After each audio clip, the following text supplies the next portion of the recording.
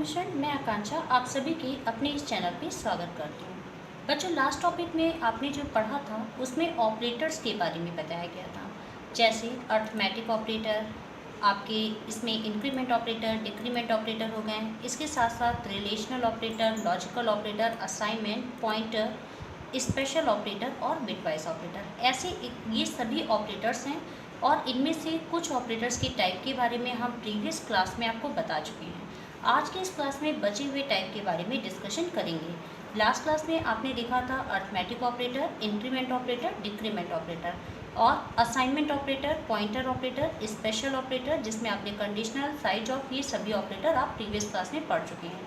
आज की इस क्लास में हम आपको बताने वाले हैं रिलेशनल ऑपरेटर क्या है, लॉजिकल ऑपरेटर क्या है, बिटवाइज ऑपरेटर्स क्या होते हैं, जिससे ये टॉपिक आज हमारा कंप्लीट होगा और हम आगे की तरफ चलेंगे।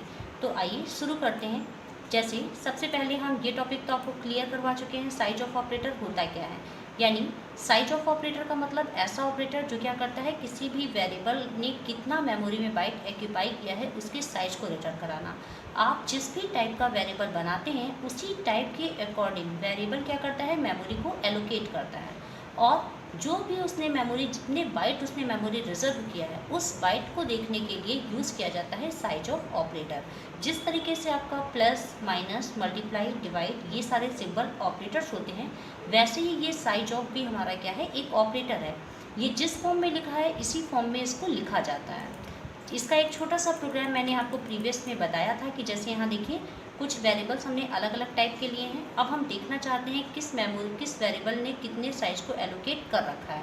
तो इसको रन करा के आपको दिखाया गया था कि जब आप डालते हैं यहाँ पर प्रिंट कराते हैं, प्रिंट कराते समय जब आप डालेंगे साइज ऑफ ए, तो ए हमारा किस में बना है, इंट में बना है। और इंट का मतलब क्या होता है, इंटीजर। और इंटीजर मेमोरी में कितने बाइट रिजर्व करता है, 2 बाइट। सेम एज जब आप यहाँ पर डालते हैं फ्लोट बी, अब बी आपका जो है वो फ्लोट में बना है, तो फ्लोट में बना है इसका मतलब फ्लोट कितने बाइट रिजर्व करेगा, स्पेस 4।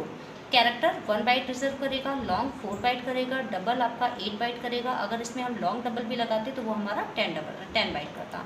तो ये सभी ऑपरेटर्स जो आपके हैं, ये कौन ऑपरेटर कितनी मेमोरी को रिजर्व कर रहा है, इस चीज़ को फाइंड करने के लिए जो है यूज़ किया जाता है साइज ऑफ ऑपरेटर।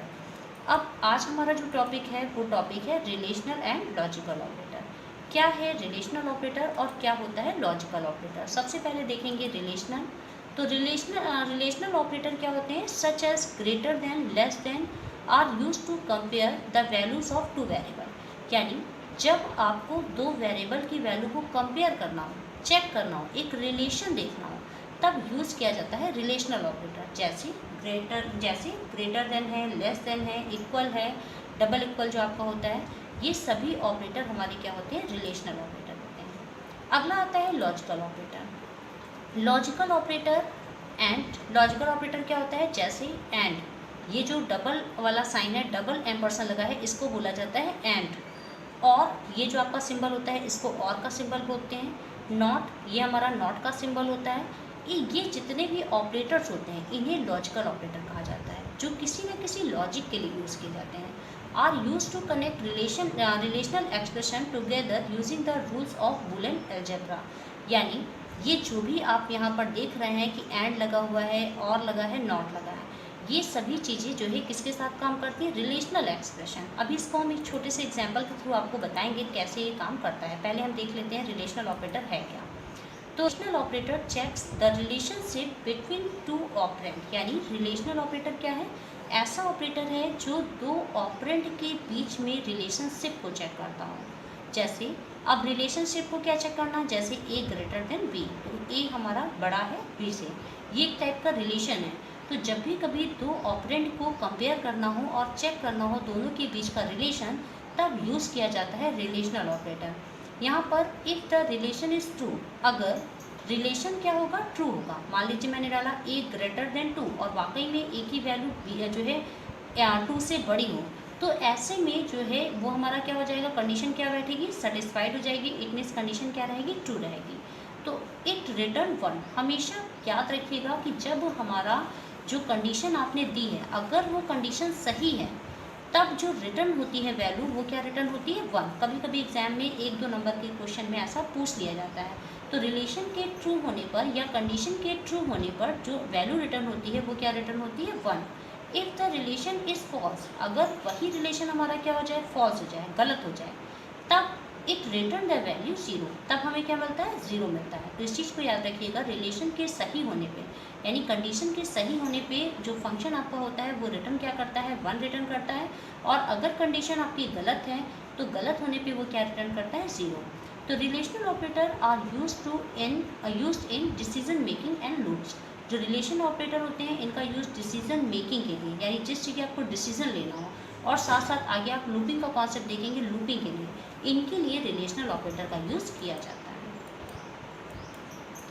अगला टॉपिक देखिए, इसमें नेक्स्ट में आपको कुछ ऑपरेटर्स हैं जो रिलेशनल ऑपरेटर हैं, उनकी मीनिंग क्या है और उनके एग्जाम्पल के साथ में यहाँ पर एक टेबल के थ्रू आपको समझाया जाएगा।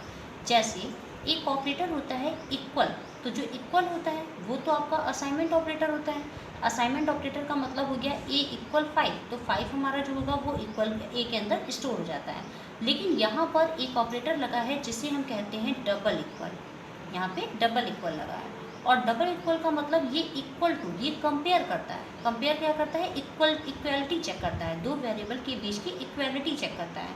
जैसे आपने लिखा ए इक्वल टू बी, तो ये चेक करेगा क्या ए हमारा बी के बराबर है। फॉर एग्जांपल में यहाँ पर देखिए लिखा है 5 इक्वल 3, यहाँ पर क्या चेक कर रहा है कि 5 हमारा बराबर है। यहाँ पर अगर मान लीजिए सिंगल इक्वल लगा होता, सिंगल इक्वल का मतलब इधर वाली वैल्यू इधर स्टोर होनी होती है जब आपका कोई वेरिएबल होता है। लेकिन डबल इक्वल का मतलब होता है कंपेयर करना। अब चाहे यहाँ 5 और 3 हो, या 5 को हम ए में स्टोर कर दें और 3 को हम बी में स्टोर कर दें, तो कर दें ए इक्वल बी, दोनों का मतलब सेम होता है।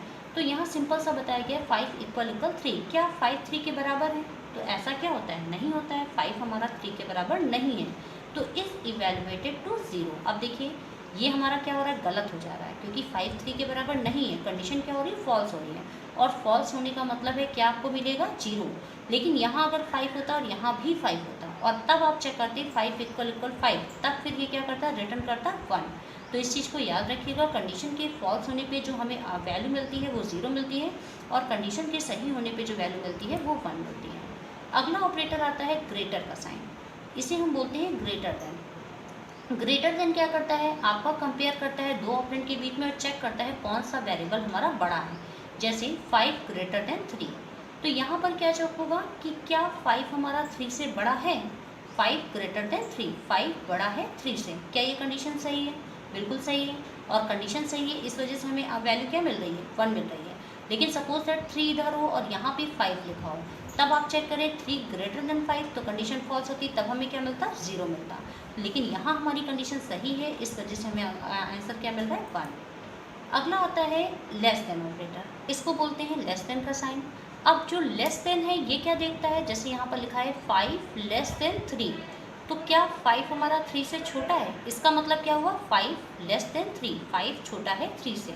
अब देखिए 5 हमारा 3 से छोटा नहीं है, इस वजह से यहाँ पर क्या मिल रहा है, 0 मिल रहा है। लेकिन अगर जो आपका यहाँ 5 है, 5 की जगह मान लीजिए 1 होता, 2 होता, ऐसी कोई वैल्यू होती है जो 3 से छोटी होती है, तब ये कंडीशन सही हो जाती, सेटिस्फाइड करती, तो वैल्यू में क्या मिलता, 1 मिलता। नेक्स्ट ऑपरेटर आता है greater than equal. Greater than equal जो प्रोग्रामिंग लैंग्वेज में लगता है वो ऐसे ही आपको लगाना है का, यानी ग्रेटर देन फिर इक्वल।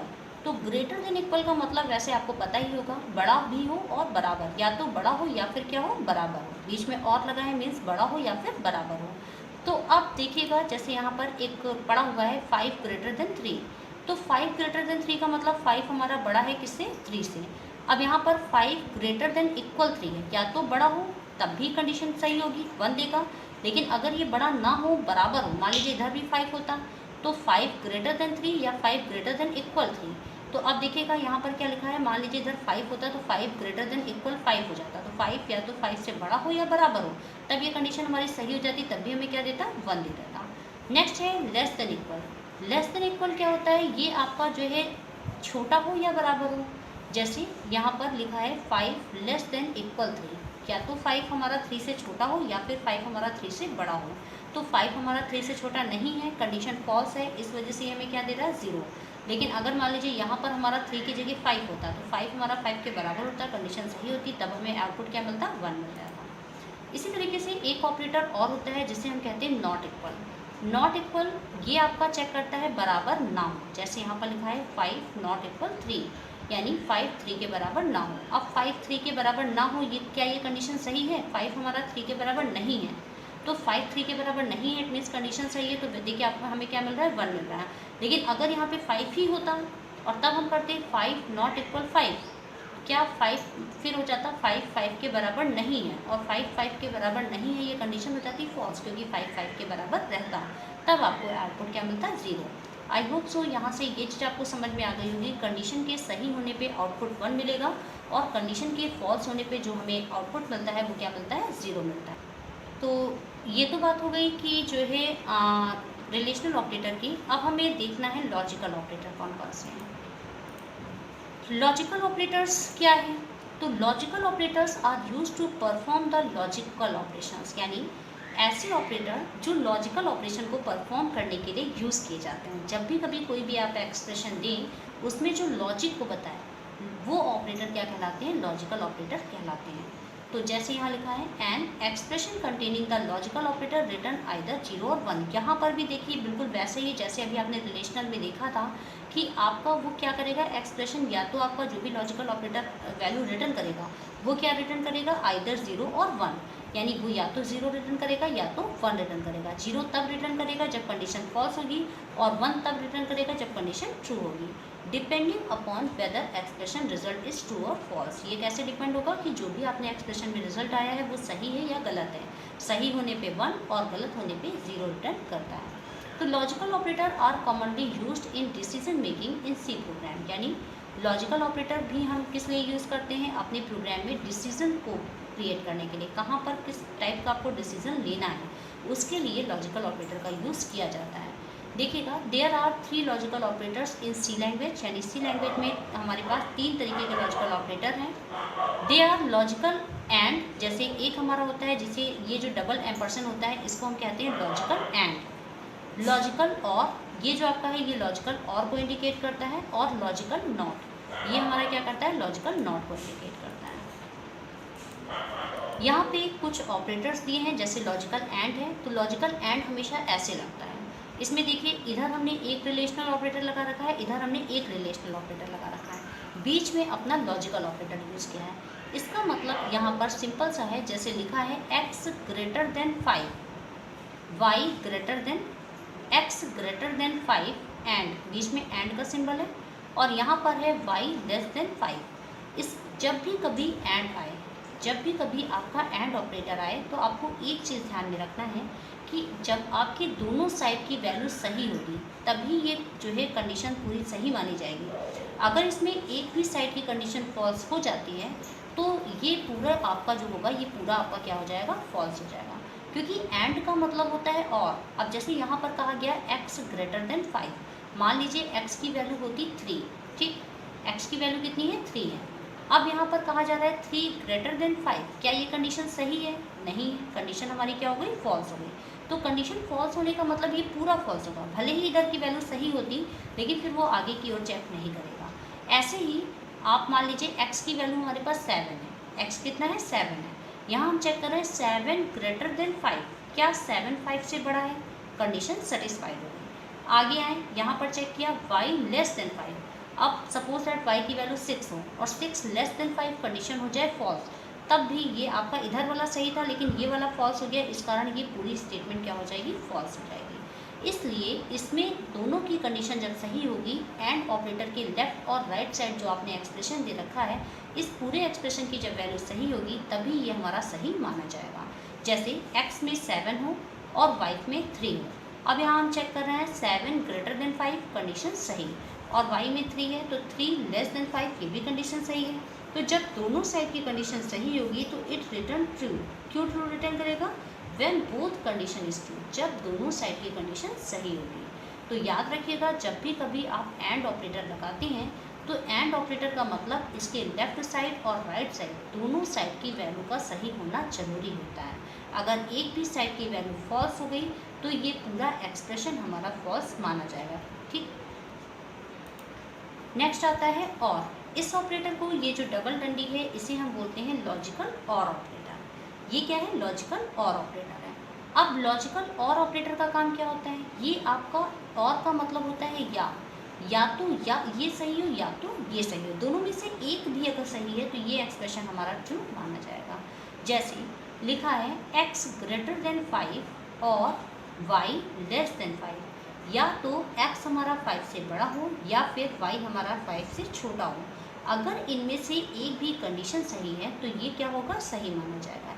तो it returns true when either one condition is true, जब दोनों में से कोई भी एक कंडीशन सही होगी तो ये हमारा क्या होगा, सही हो जाएगा। नेक्स्ट आता है नॉट, इसको बोलते हैं लॉजिकल नॉट ऑपरेटर। अब लॉजिकल नॉट ऑपरेटर को ऐसे डिफाइन किया जाता है, जैसे मैंने दिया not A equal equal B, यानी ए की वैल्यू बी के बराबर ना हो। अभी तक का अगर ये नॉट ना लगाएं, यहाँ पे सपोज दैट नॉट को ना लगाएं तो ए इक्वल इक्वल बी है, मतलब ए बी के बराबर हो, लेकिन नॉट लगा लेंगे तो क्या हो जाएगा, ए बी के बराबर ना हो। तो देखिए इसमें क्या डेफिनेशन में लिखा है डिस्क्रिप्शन में, it reverse the logical state of its operand, यानी जो आपका लॉजिकल स्टेट होता है ये उसका रिवर्स काम करता है। जैसे यहाँ पर अगर देखिए तो ए इक्वल इक्वल बी, मतलब ए बी के बराबर हो, लेकिन नॉट लग जाने से क्या हो गया, ए बी के बराबर ना हो, तो ये उसका क्या हो गया, रिवर्स हो गया, यानी उसका उल्टा हो गया।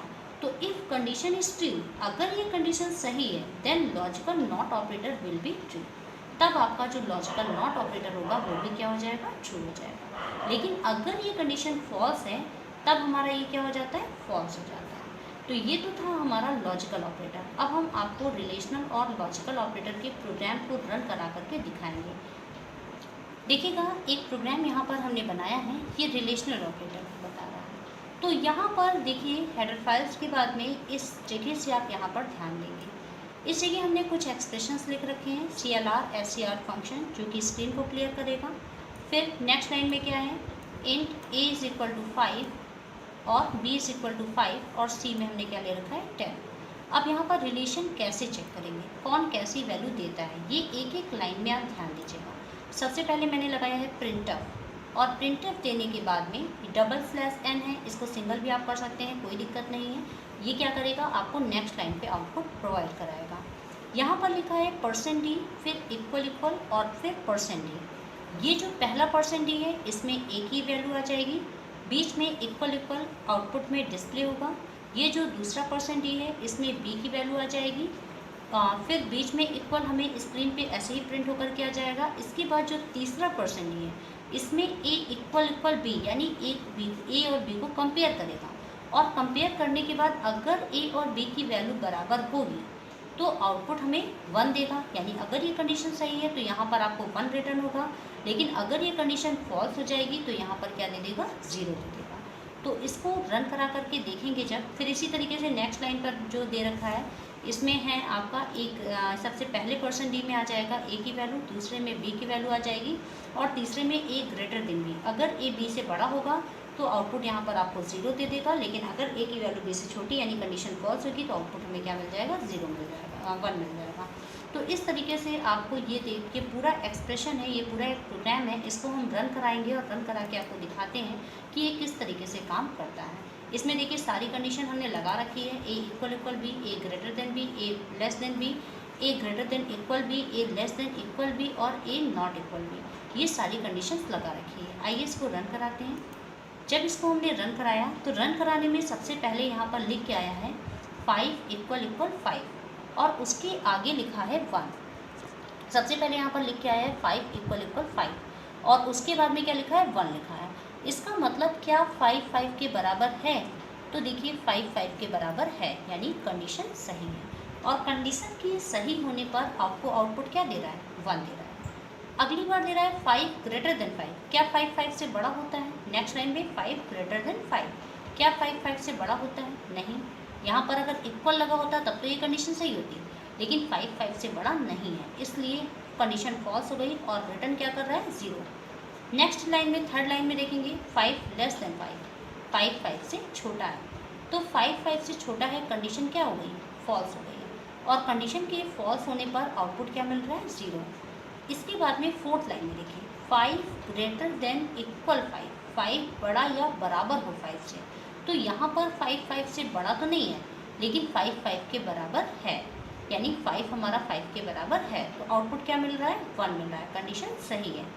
इसी तरीके से आप जब सेकंड लास्ट में देखेंगे तो वहाँ पर क्या लिखा है 5 लेस देन इक्वल 5, 5 या तो 5 से छोटा हो या फिर 5 5 के बराबर हो। तो 5 5 से छोटा नहीं है लेकिन 5 5 के बराबर है, इट मीन्स कंडीशन सही है, तो आउटपुट हमें मिल रहा है 1। और इसी तरीके से 5 नॉट इक्वल 5, अगर 5 5 के बराबर ना हो तो क्या ये कंडीशन सही है? 5 5 के बराबर ना हो तो 5 5 के बराबर है, इसलिए कंडीशन हो जा रही है फॉल्स। और फॉल्स होने पे लास्ट लाइन में हमें आउटपुट क्या मिल रहा है? 0 मिल रहा है। तो ये पूरा प्रोग्राम है जो आपको ये समझाता है कि रिलेशनल ऑपरेटर में इक्वल इक्वल का क्या मतलब होता है, ग्रेटर देन का क्या मतलब है, लेस देन का क्या मतलब है, ये हर एक स्टेटमेंट समझाता है। अगर इसमें से कोई भी लाइन या कोई भी कॉन्सेप्ट आपको समझ में ना आए तो आप प्लीज़ हमें कमेंट करके बताइए, हम उसे आप जो है फिर से इस पूरे कॉन्सेप्ट को आपको समझाएंगे और उसे एक्सप्लेन करके आपको बताएंगे। या फिर अगर आप चाहें तो आप हमें व्हाट्सएप पे भी मैसेज करके पूछ सकते हैं जो भी कुछ आपको पूछना हो। आइए बच्चों, ये वाला प्रोग्राम रन करा लेते हैं। ये हमारा लॉजिकल का प्रोग्राम है। लॉजिकल का प्रोग्राम है, यहाँ पर हम आपको लॉजिक्स बताएंगे। जैसे आपने प्रीवियस प्रोग्राम में रिलेशनल वाले में देखा था, वहाँ पर रिलेशनल एक्सप्रेशन कैसे सॉल्व होता है वो बताया गया था। यहाँ पर लॉजिकल एक्सप्रेशन कैसे सॉल्व होता है या ट्रू और फॉल्स होने पे किस तरीके से हमें वैल्यूज़ रिटर्न होती है। जैसे यहाँ पर आप देखेंगे ए की वैल्यू हमने कितनी ले रखी है? 3 है। बी की वैल्यू 5 है और सी की वैल्यू क्या ले रखी है? 10 ले रखी है। तो इस प्रोग्राम को जब आप रन कराते हैं तो रन कराते समय 3 अलग अलग स्टेटमेंट हैं। 3 बार प्रिंटअप लगाया गया है और इस प्रिंटअप में पहले प्रिंटअप में स्लैश एन नेक्स्ट लाइन के लिए आप जितने स्लैश एन देते हैं उतने ही ये नेक्स्ट लाइन कर देता है। यहाँ पे यहाँ से यहाँ तक का जो है ये आपको स्क्रीन पे एज इट इज़ प्रिंट होता है। ये जो आप डबल कोटेशन के अंदर जितना भी कुछ देते हैं ये स्क्रीन पे प्रिंट होता है। तो ये तो हमारे एग्जीक्यूशन कैरेक्टर्स हो गए जो क्या करेंगे? एग्जीक्यूट हो जाएंगे, यानी ये नेक्स्ट लाइन पर दे देंगे। और इसके बाद में ये जो आपने ब्रैकेट लगाया है, ए लगाया है, डबल इक्वल लगाया है, बी लगाया है, ये सब कुछ स्क्रीन पे प्रिंट होगा। जिस जगह %d है इस जगह पर कॉमा के राइट साइड में जो भी कुछ आप सॉल्व करेंगे इसका हमें रिजल्ट मिलने वाला है।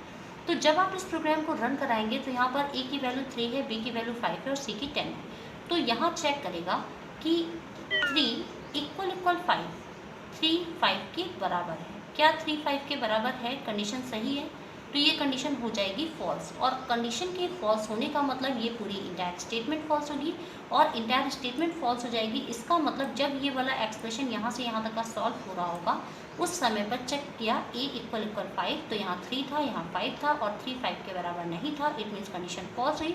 और फॉल्स होने का मतलब यहाँ 0 आ गया। क्योंकि एंड ऑपरेटर के बारे में आपको बताया गया था कि जब भी कभी आप एंड ऑपरेटर लगाते हैं तो इस एंड ऑपरेटर का मतलब है ये दोनों साइड की वैल्यूज़ को चेक करता है, इधर की और इधर की, और दोनों साइड की वैल्यू हमारी ट्रू होनी चाहिए। अगर दोनों में से एक भी कंडीशन फॉल्स हो गई तो ये पूरा फॉल्स हो जाता है। तो यहाँ पर जब आपने चेक किया कि 3 इक्वल 5 तो 3 5 के बराबर नहीं था तो ये कंडीशन हो गई फॉल्स। आगे नेक्स्ट लाइन में देखेंगे तो इस वाली लाइन में आप देखिए ये वाले प्रिंटअप में क्या किया गया है, यहाँ पे और ऑपरेटर लगाया है। ए इक्वल बी और सी ग्रेटर देन बी, ए हमारा बी के बराबर हो और सी हमारा बी से बड़ा हो। तो आइए चेक करते हैं। जब आपने चेक किया ए में निकला 3 और बी में निकला 5, तो 3 इक्वल 5, क्या 3 5 के बराबर है? कंडीशन क्या 3 5 के बराबर है? कंडीशन क्या हो गई? फॉल्स हो गई। फॉल्स होने का मतलब अब इस जगह एंड था तो एंड की जगह तो 0 आ जाता, लेकिन और ऑपरेटर का मतलब हुआ या तो ये सही हो या फिर ये, तो ये वाली कंडीशन तो फॉल्स हो गई, लेकिन अभी इधर वाली कंडीशन को चेक करना बाकी है। तो जब ये इधर वाली कंडीशन को चेक करेगा, आइए यहाँ से समझते हैं। तो जब इधर वाली कंडीशन को उसने चेक किया तो ये तो कंडीशन फॉल्स हो गई, लेकिन जब ये और ऑपरेटर के राइट साइड के एक्सप्रेशन को सॉल्व करेगा तो यहाँ क्या लिखा है? सी ग्रेटर देन बी, यानी सी हमारा बड़ा हो बी से। तो सी में कितना है? 10 है और बी में कितना है? 5 है। 10 ग्रेटर देन 5, क्या ये कंडीशन सही है? तो ये बिल्कुल सही है। इसका मतलब यहाँ से रिटर्न होकर क्या आ जाएगा? 1, क्योंकि और ऑपरेटर का मतलब है कि और के लेफ्ट या राइट साइड में जो भी आपने एक्सप्रेशन दिया है इसमें से अगर एक भी सही है तो इसकी वैल्यू हमेशा ये ट्रू कहलाता है। लेकिन एंड में क्या होता है? दोनों में से अगर एक भी गलत है तो ये क्या हो जाता है? फॉल्स हो जाता है। फॉल्स होने में ये 0 रिटर्न करता और ट्रू होने में क्या रिटर्न करेगा? 1 रिटर्न करेगा। नेक्स्ट लाइन में आप देख रहे होंगे लिखा है नॉट ए इक्वल बी, यानी ए बी के बराबर ना हो। तो ए में कितना है? 3 है, बी में कितना है? 5 है। 3 इक्वल 5, क्या 3 5 के बराबर है? तो अगर उस अकॉर्डिंग देखा जाता, ये अगर कंडीशन को रख करके देखते हैं तो 3 5 के बराबर है, तो ये कंडीशन हमारी फॉल्स थी।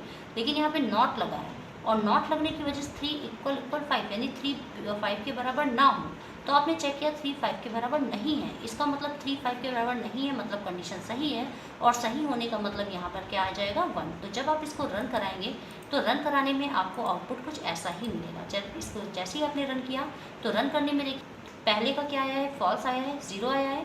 सेकंड में क्या आया है, A equal equal B, A B के बराबर ना हो, तो ये तो कंडीशन फॉल्स थी। लेकिन जब आपने चेक किया था सी ग्रेटर देन बी, तो ये कंडीशन सही थी, इसलिए आंसर क्या आया, 1 आया है। इसी तरीके से थर्ड में आपने देखा 1 आया है, यानी सही आया है, क्योंकि ए की वैल्यू 3 है और बी की वैल्यू 5 है और 3 5 के बराबर नहीं है। इसका मतलब ये कंडीशन हमारी सही हो गई है। इसी को अगर थोड़ा सा वैल्यू में चेंज करके देखें, जैसे अगर ए की वैल्यू को हम 5 कर दें, मान लीजिए यहाँ से मैंने ए की वैल्यू भी 5 कर दिया। अब 5 करने के बाद जब इस प्रोग्राम को आप रन कराते हैं, जैसे ही आपने इस प्रोग्राम को रन कराया तो रन कराते समय चेक किया, इसने पहली कंडीशन चेक किया 5 इक्वल इक्वल 5, 5 के बराबर है, कंडीशन सही है। आगे चेक किया 10 ग्रेटर देन 5, क्योंकि सी की वैल्यू कितनी थी 10, और 10 5 से बड़ा है, कंडीशन सही है। तो देखिए पहले वाले का आउटपुट क्या है, 1 आया, दोनों साइड की कंडीशन सही है। सेकंड में चेक किया 5 इक्वल इक्वल 5, क्या 5 5 के बराबर है, कंडीशन सही है। अगर यहाँ कंडीशन फॉल्स भी होती तब भी सी ग्रेटर देन 5, ये भी हमारी कंडीशन क्या है, सही है। तो ये हमारा क्या हो जाएगा, सही हो जाएगा। थर्ड वाले में देखिए लिखा है ए इक्वल इक्वल 5, ए 5 के बराबर ना हो, तो नॉट लगाया है, तो नॉट का मतलब ना हो, तो ए इक्वल इक्वल 5, तो यहाँ पे दोनों में 5 है, ए 5 के बराबर है, यानी ए और बी हमारा, ए इक्वल इक्वल बी, यानी ए हमारा बी के बराबर ना हो। तो यहाँ पर ए में 5 है और बी में 5 है, तो 5 इक्वल इक्वल 5, 5 5 के बराबर है, और यहाँ पूछा गया है कि 5 5 के बराबर ना हो, तो इट मीन्स ये कंडीशन फॉल्स हो गई और आउटपुट हमें क्या मिल गया, 0 मिल गया। तो ये तो प्रोग्राम हो गया जो है हमारा लॉजिकल ऑपरेटर का। आगे ऑपरेटर है बिटवाइज ऑपरेटर। आइए देखते हैं बिटवाइज ऑपरेटर क्या है। Using programming language C, we can get access to every bit of data available in the main memory. This would be enable us to perform the machine level operations. यानी जब आप C language का use करते हैं तो यहाँ पर आपके पास में जो कंप्यूटर में मेन मेमोरी है उसके हर एक बिट को, यानी एक एक बिट वाइज, बिट बाइट तो सभी लोग जानते हैं, बिट हमारी जो है सबसे छोटी यूनिट होती है, तो हर एक बिट को जिसमें आपका डेटा स्टोर होता है उस बिट को एक्सेस करने के लिए बिट वाइज ऑपरेटर का यूज़ किया जाता है। This would be enable us to perform the machine level operations, यानी ये क्या करता है, आपको मशीन लेवल ऑपरेशन करने में हेल्प प्रोवाइड कराता है कि एक एक बिट इंफॉर्मेशन को कैसे आप एक्सेस करेंगे। इसके लिए यूज़ करते हैं कुछ ऑपरेटर्स, जो ऑपरेटर हमारे होते हैं बिटवाइज ऑपरेटर। अब बिटवाइज ऑपरेटर अगर देखा जाए तो बहुत सारे बिटवाइज होते हैं, जैसे भी मैंने आपको एंड बताया तो एंड भी हमारा बिटवाइज में आता है, तो इस तरीके से और भी कई सारे बिटवाइज ऑपरेटर होते हैं। यहाँ हम आपको जो बताने जा रहे हैं वो शिफ्टिंग वाले ऑपरेटर बताने जा रहे हैं, क्योंकि कई बार एग्जाम में जो है शिफ्ट करके एग्जाम पूछ लिया जाता है कि लेफ्ट शिफ्ट या राइट शिफ्ट का सिंबल क्या है या फिर इसका क्या काम होता है। तो there are 2 types of shift operator. आपके जो बिटवाइज ऑपरेटर होते हैं, इसकी अगर शिफ्ट ऑपरेटर की बात करें तो 2 प्रकार के शिफ्ट ऑपरेटर होते हैं। That shift the bits in any integer value by the specified number of position, जिसमें आप कोई भी जो है वैल्यू जो आपकी होगी इंटीजर वेरिएबल में, जो भी आपने वैल्यू स्टोर किया होगा उस वेरिएबल की वैल्यू को एक बिट जो है मेमोरी में शिफ्ट कर सकते हैं। तो there are 2 types of shift operator. यहाँ पे 2 ऑपरेटर होते हैं शिफ्टिंग के। दैट शिफ्ट द बिट, जिनका काम क्या होता है शिफ्ट करना बिट्स को इन एनी इंटीजर वेरिएबल, कोई भी इंटीजर वेरिएबल की, तो by a specified number of position, आप जितने नंबर ऑफ पोजीशन कहेंगे उतने नंबर ऑफ पोजीशन आपका जो इन्फॉर्मेशन होगी वो इन्फॉर्मेशन उतने बिट्स में क्या हो जाएगी, शिफ्ट हो जाएगी। तो शिफ्टिंग जो ऑपरेटर होते हैं वो 2 प्रकार के होते हैं। एक होता है जिसे कहते हैं लेफ्ट शिफ्ट ऑपरेटर और दूसरा होता है जिसे कहा जाता है right shift operator. Left shift operator जो है इसको इस साइन के साथ इंडिकेट करते हैं। ये जो हमारा साइन है, ये जो सिंबल है, इसको कहा जाता है लेफ्ट शिफ्ट ऑपरेटर। यहाँ पर 2 लेस देन साइन नहीं है, ये इस ऑपरेटर को बोला जाता है लेफ्ट शिफ्ट ऑपरेटर। तो आगे देखते हैं, इट टेक्स 2 नंबर्स। ये जो आपका लेफ्ट शिफ्ट ऑपरेटर है ये 2 नंबर को लेगा।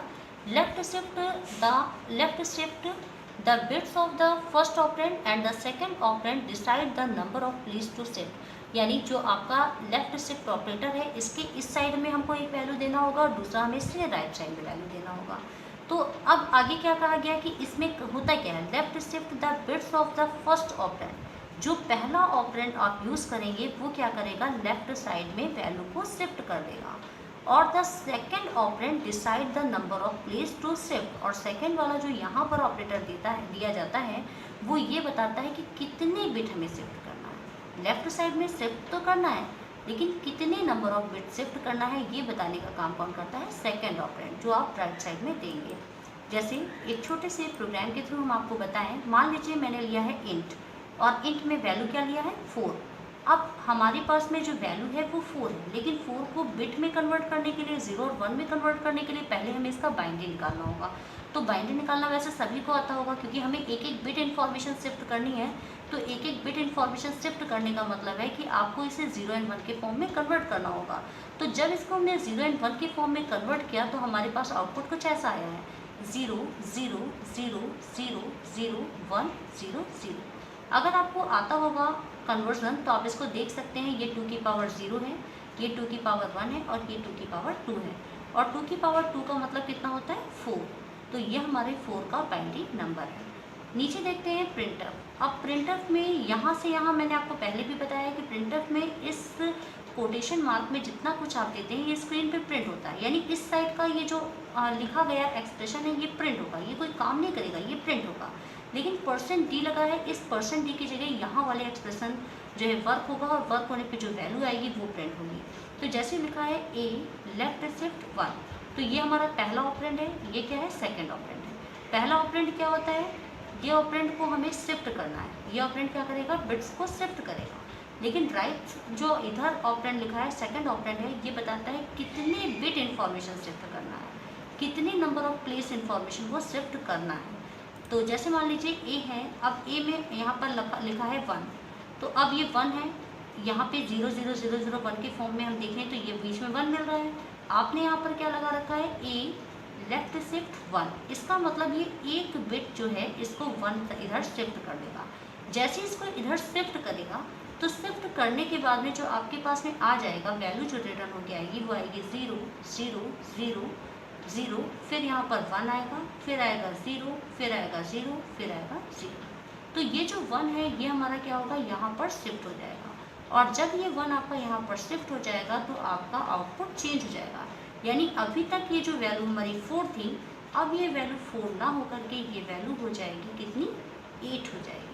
तो अगर इसको आप रन कराएंगे तो रन कराते समय आप यही देखेंगे, तो ध्यान रखिएगा ये क्या करेगा, एक बिट इन्फॉर्मेशन को लेफ्ट साइड में शिफ्ट करेगा। इसी तरीके से राइट शिफ्ट ऑपरेटर भी है। राइट शिफ्ट ऑपरेटर क्या करता है, इट टेक्स 2 नंबर, ये भी क्या करता है, 2 नंबर को लेता है, 2 ऑपरेंड को लेता है, एक लेफ्ट साइड दूसरा right side. Right shift the bits of the first operand, जो पहला ऑपरेंड होगा ये क्या करेगा, राइट शिफ्ट में वैल्यू को क्या करेगा, यानी जो भी आपने वैल्यू दिया है उसको राइट साइड शिफ्ट करेगा। The second operand decide the number of place to shift, और जो इधर वाला ऑपरेंड है ये क्या करेगा, डिसाइड करेगा कितने नंबर ऑफ प्लेस जो है जो वेरिएबल में वैल्यू स्टोर है उसको कितने नंबर ऑफ जो है प्लेस में कितने नंबर ऑफ प्लेस में जो है शिफ्ट करना है, ये बताने का काम सेकंड ऑपरेंड करेगा। जैसे इसे भी एक प्रोग्राम के थ्रू देखें। अब देखिए हम यहाँ पर मेन से बता रहे हैं, पर मैंने हेडर फाइल वगैरह नहीं लगाई है, आप उस हेडर फाइल को लगा के ही प्रोग्राम रन कराएंगे। लेकिन मुझे पता है कि आपको इतना समझ में आ गया होगा कि जब भी कोई प्रोग्राम बनाएंगे तो आप हेडर फाइल लगाएंगे। फिर वॉइड भी हमने यहाँ नहीं लिखा है, बुक्स वगैरह में भी आप देखते होंगे अक्सर करके वॉइड नहीं लिखा रहता है। तो वॉइड लिखा होने का मतलब फंक्शन हमारे इंट मेन भी बन सकता है, यानी रिटर्न टाइप भी बन सकता है, नॉन रिटर्न टाइप भी बन सकता है। अभी जो हम आपको बता रहे हैं वो नॉन रिटर्न टाइप बता रहे हैं, इसीलिए इस फंक्शन के आगे लगाया जाता है वॉइड। तो आपको वॉइड लगा लेना होगा। तो यहाँ पर वॉइड मेन है, वॉइड मेन के बाद इंट है, इंट में a = 8 है।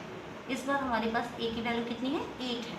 जब आपने a की वैल्यू 8 है तो 8 को अगर हम बिट्स में कन्वर्ट करें, बाइनरी फॉर्म में कन्वर्ट करें, तो बाइनरी फॉर्म में कन्वर्ट करने पर हमें जो आउटपुट मिलेगा वो ऐसा मिलेगा।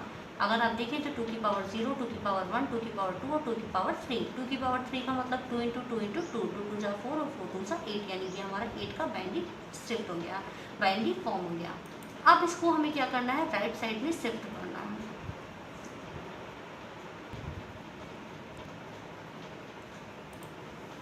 तो अब इसको हमें क्या करना है, राइट साइड में शिफ्ट करना है। तो यहाँ पर क्या लगाया है, a, फिर राइट शिफ्ट ऑपरेटर 1। जैसे ही आपने लगाया a राइट शिफ्ट ऑपरेटर 1, तो a में क्या था, 8, और 8 का मतलब अगर उसको बाइनरी फॉर्म में देखें तो वो हमारा कुछ ऐसी इन्फॉर्मेशन a के अंदर है। और इसको जब आप राइट साइड में शिफ्ट करेंगे तो ये 1 हमारा यहाँ से उठ करके कहाँ आ जाएगा, ये वाले 0 पे प्लेस हो जाएगा। जब ये वाला 1 आपका इस वाले 0 पे प्लेस होगा तो यहाँ पर जो वैल्यू आएगी वो क्या आ जाएगी 0।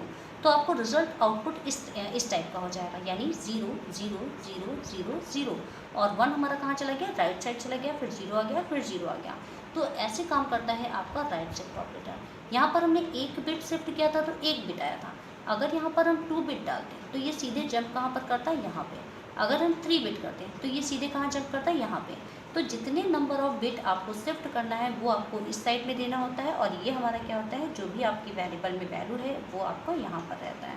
तो इसको करने के बाद में आप इसे क्लोज कर देते हैं और ये आपका कंप्लीट हो जाता है शिफ्टिंग ऑपरेटर। यहाँ से आपका टॉपिक कंप्लीट होता है बिट जो है ऑपरेटर वाला। ये ऑपरेटर टॉपिक कंप्लीट करने के बाद में अब हम जो आपको आगे के प्रोग्राम बताएंगे वो if else condition, do while, loop, switch case, इन सभी चीज़ों के बारे में बताएंगे। साथ ही साथ कुछ होमवर्क हमारे पास में है, वो हम आपको आज आपके ग्रुप में डाल देंगे, उसे आपको करके हमें देना होगा। अगर आपको नहीं समझ में आएगा तो आप उस जगह से पूछ लीजिएगा, वही जगह उस प्रॉब्लम का सलूशन कर दिया जाएगा। देखिएगा, ये हम आपको बिट वाइज ऑपरेटर रन करा के दिखाने जा रहे हैं। यहाँ पे वॉइड मेन है, वॉइड मेन के बाद में फंक्शन लगा रखा है CLR और इसके बाद में ए में वैल्यू हमने 4 इनिशियलाइज किया है और बी में 8। वैल्यू यहाँ पे कुछ भी रख सकते हैं। मैंने प्रीवियस वैल्यू इसलिए ले रखा है क्योंकि अभी मैंने उसको आपको बिट में कन्वर्ट करके दिखाया था, तो यहाँ पर कैसे इसकी इन्फॉर्मेशन कन्वर्ट हो रही है ये आपको समझना है। ए में हमारे पास क्या है 4, अगर ए को बाइनरी में कन्वर्ट करेंगे तो इसका मतलब क्या हो जाएगा 0 0 0 0 और फिर 1 फिर 0 0, ये आपका फॉर्म हो जाएगा 4 का। फिर इसी तरीके से बी है और बी में हमने क्या ले रखा है 8, तो 8 को अगर आप बाइनरी में कन्वर्ट करते हैं तो 0 0 0 0 और इसके बाद में 1 0 0 0, ये आपका हो जाएगा बी का। जब आप इसे जो है लिखते हैं यहाँ पर बिट वाइज में, यहाँ पर देखिए हम 4 को 1 बिट लेफ्ट साइड में शिफ्ट कर रहे हैं और बी को हम जो है राइट साइड में शिफ्ट कर रहे हैं। तो जब आप इसको 1 को इधर शिफ्ट करेंगे तो इसकी वैल्यू हो जाएगी 4 से 8, और जब हम इसको राइट साइड में शिफ्ट करेंगे तो इसकी वैल्यू क्या हो जाएगी 4 हो जाएगी। आइए इसे कंपाइल करके रन करा लेते हैं। जब आपने इसे रन कराया तो रन कराने के बाद में आपने देखा होगा ए में लेफ्ट शिफ्ट होने के बाद में वैल्यू चेंज हो गई है और कितनी हो गई है 8 हो गई है, और बी की जगह पर क्या आ गया है 4 आ गया है। बी की वैल्यू राइट साइड में शिफ्ट हो गई है इसलिए कितना आ गया है 4 आ गया है। तो इस तरीके से आप एक एक बिट इंफॉर्मेशन को लेफ्ट या राइट साइड में शिफ्ट कर सकते हैं और शिफ्ट करके अपने बिट वाइज ऑपरेशन को एक्सेस कर सकते हैं। तो ये तो था आपका ऑपरेटर का कॉन्सेप्ट। यहाँ पर ये जो पूरा कॉन्सेप्ट आपको हमने बताया है, ये पूरे ऑपरेटर्स कौन कौन से ऑपरेटर होते हैं, यूनरी ऑपरेटर किसे कहा जाता है, बाइनरी क्या है, टर्नरी क्या है, ये सभी चीज़ें आपको अच्छे से याद रखना होगा।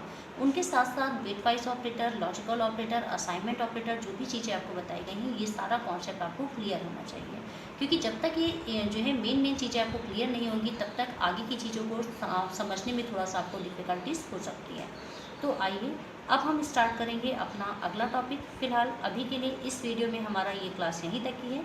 नेक्स्ट वीडियो में हम आपको बताने वाले हैं इसके आगे की क्लास के बारे में। तो तब तक के अपना ख्याल रखिए। Thank you.